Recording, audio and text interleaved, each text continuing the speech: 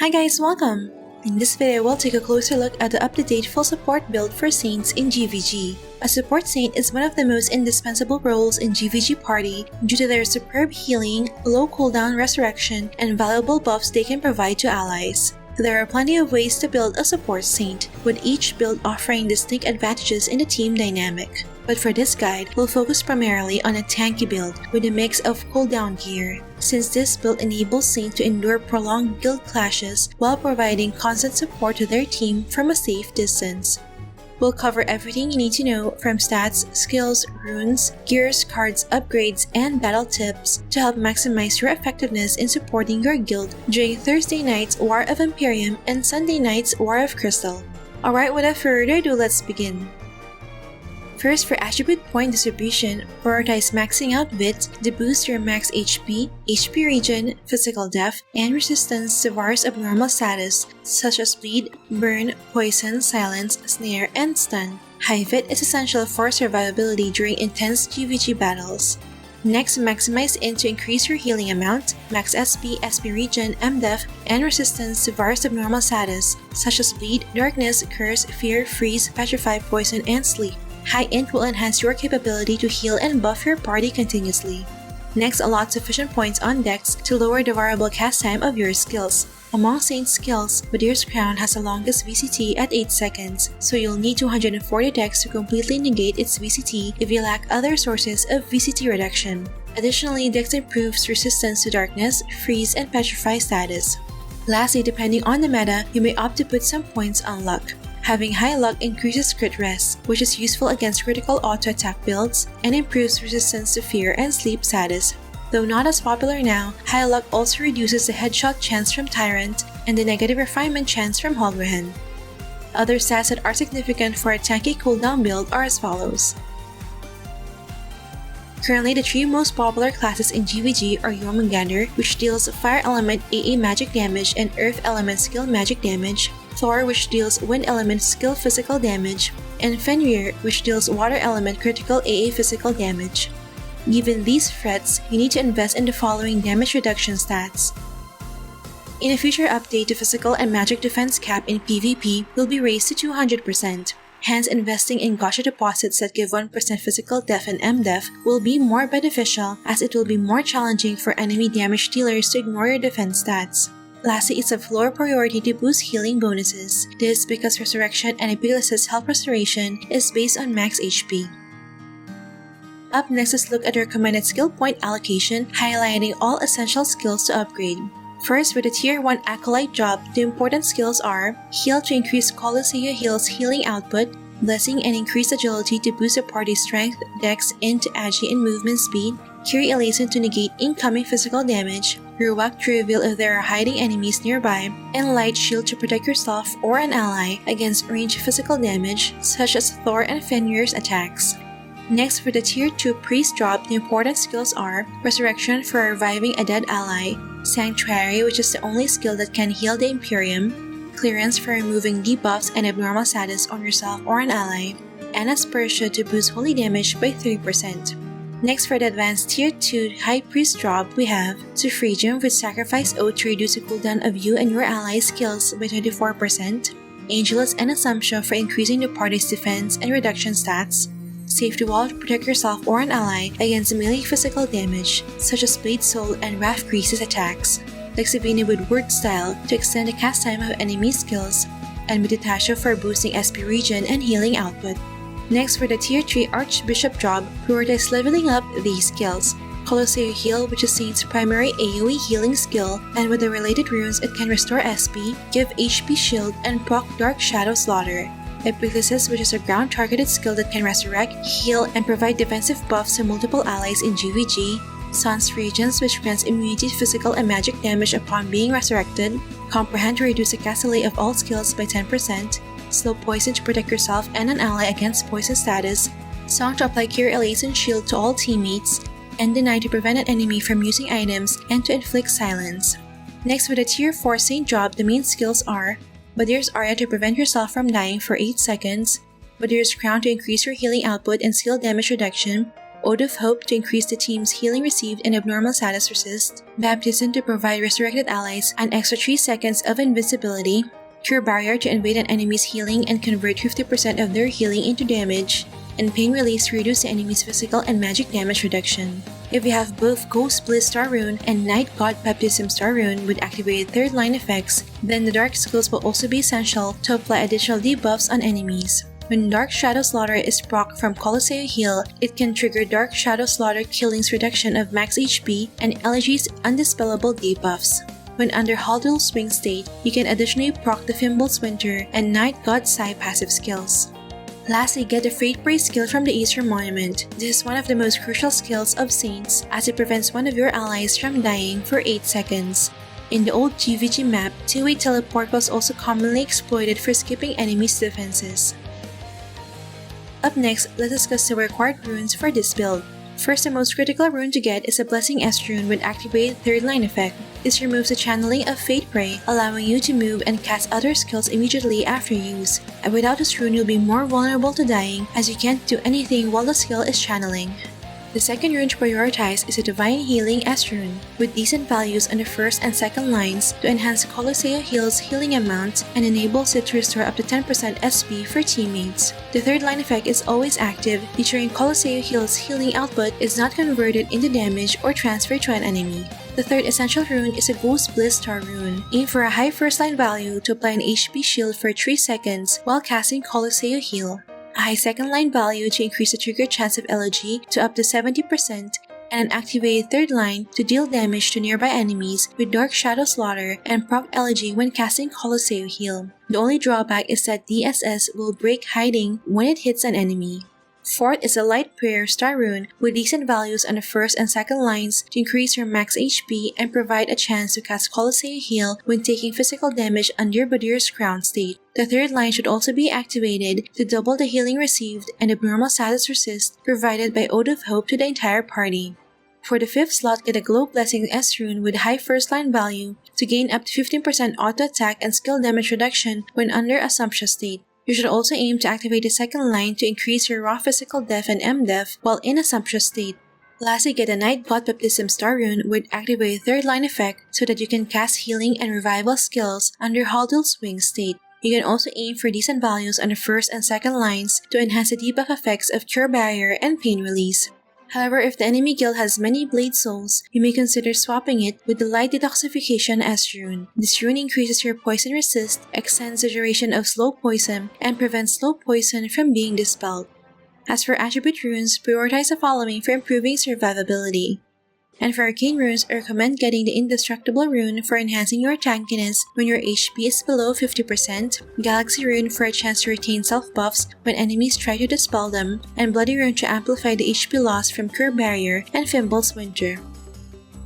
Up next is dive into the recommended equipment set and cards. First, for weapon, the best in slot is Stardust Dragon Staff, as it provides a fair amount of max HP, healing, and reduction from physical and magic damage. It also has a side effect with Grey Elf's Manteau, which grants up to 20% physical damage reduction. Your weapon should be enchanted with Tenacity 4 and High Status Resist, and inlaid with Sniper Divine card or Spacious Star card. For offhand, use Sense of Living and Arcane Codex for reducing the cooldown and castaway of skills. However, if survivability is still challenging, then it's better to improve survivability using Marine Soul Bulwark and Giant Armor Shield. Your offhand should be enchanted with Tenacity 4 and high physical damage reduction, and inlaid with Golden Thief Bug Star card against magic DPS or Basilisk card against physical DPS.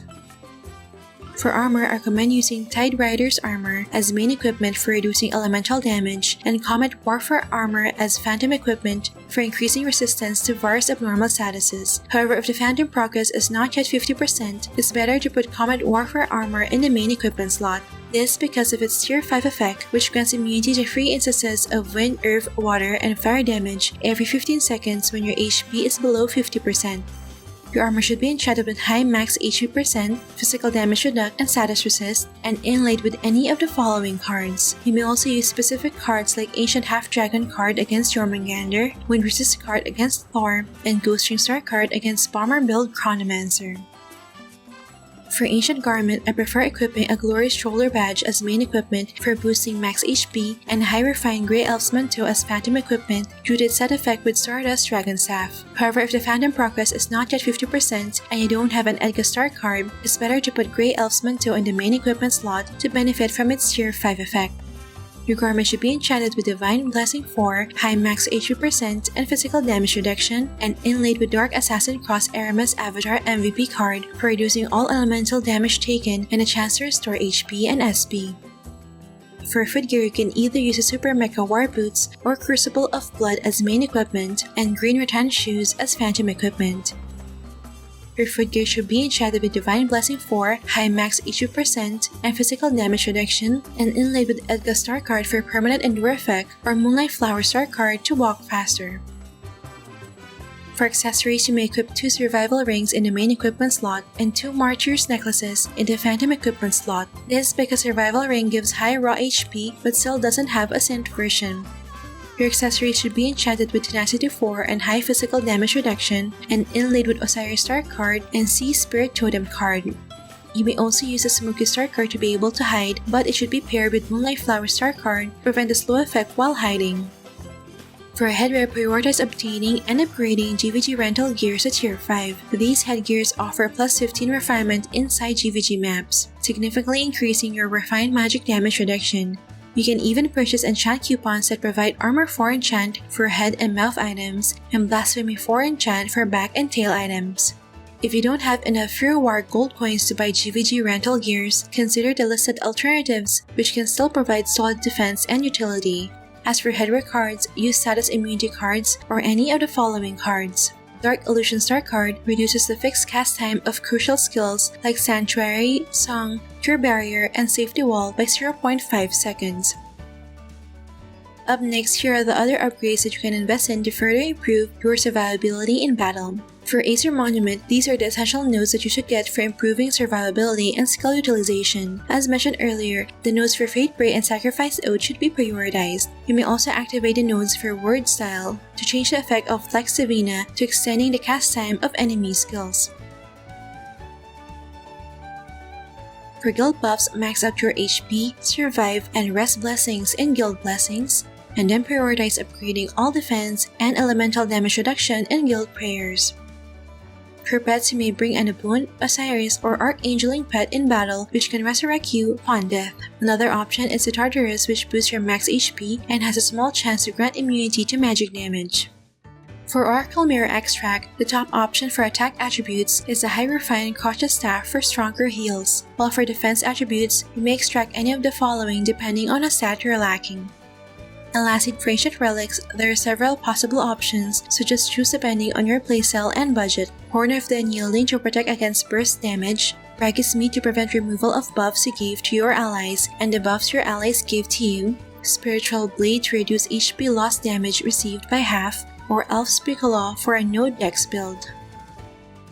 Finally, here are some tips for using Saints in GVG battle.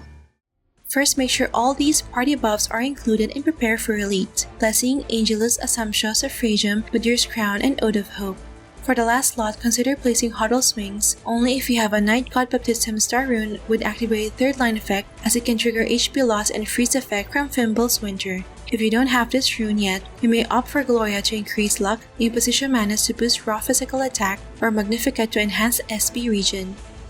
As for the manual skill bar setup, you'll need at least 2 rows to fit all the essential skills. Place the most frequently used skills in the first row and the second most used skills in the second row. If you're already proficient in using Saint, consider adding a third row for adding debuffs and other buff skills in your skill rotation. On your auto skill bar, prioritize putting Resurrection, Carry Eliason, Clearance, and Ruach to minimize the number of skills you need to manually cast. Next, before entering the guild battle, make sure you have enough blue gemstones and holy water. Consume meal bees to boost stats and 6 stacks of Pantera Royal Salad to reduce skill delay and prevent dying.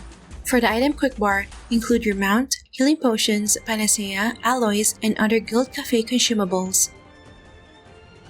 For healing, just spam Coliseo Heal and Epicluses. Coliseo Heal has recently been buffed to heal 4 times the amount in PvP and GVG. but do take note that these skills cannot heal the Imperium and you need to use Sanctuary instead. Just set Sanctuary to level 5 as higher levels do not increase the healing output. You also need to turn off Speedy Blazing for faster healing. When resurrecting, prioritize planting trees with epiclesis as it can revive multiple dead allies, restoring 70% of their HP. Allies within the range of the tree will also have their max HP temporarily increased, damage received reduced, and 4% of their HP and SP restored every second. However, if the enemy plays Earthfield in your stack or an enemy Jormungandr is nearby, just click on the blue gemstone icon on their head to manually cast Resurrection. Personally, I prefer setting it to level 3 for a shorter cast delay and to give resurrected allies more HP. If your guild assigned to you the tier 2 or above Golden Bow COD artifact, then you'll be able to use the Golden Bow Idrisil skill. This resurrects all dead allies within 12 meters and restores 60% of their max HP and SP, which ignores the revival cooldown. You need to time this skill strategically for your guild to win in clashes.